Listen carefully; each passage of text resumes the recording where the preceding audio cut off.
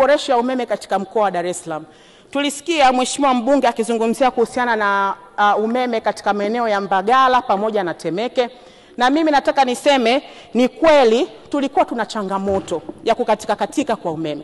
Lakini katika kufanyia kazi swala hili, Mheshimiwa Spika, katika kituo chetu cha kupooza umeme cha Mbagala kilikuwa kimezidiwa. Kulikuwa kuna transformer pale yenye uwezo wa MVA 50.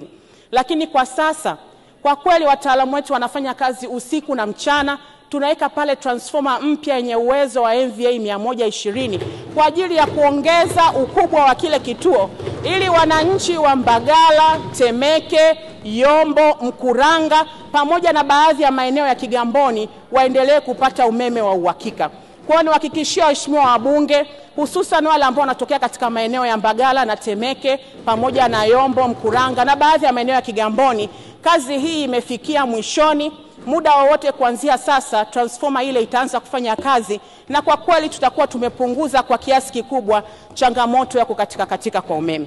Lakini katika eneo la Kigamboni kwa kweli tuliwasikia wananchi pia wakilalamika katika fida yetu ya mwongozo, na Mheshimiwa Naibu Waziri Mkuu alitoa maelekezo na tulitenga fedha pale kwa ajili ya kuboresha matengenezo kinga, lakini vile vile maboresho ya voltage, lakini vile vile kubadilisha baadhi ya mifumo kwa ajili ya kusaidia wananchi wa Kigamboni kupunguza tatizo la umeme. Kazi hiyo imefanyika na kwa kweli kuna maboresho na uwezeshaji mkubwa sana katika fida ile ya mwongozo pale Kigamboni, na wananchi kwa kweli wamefurahi kwa mabadiliko hayo.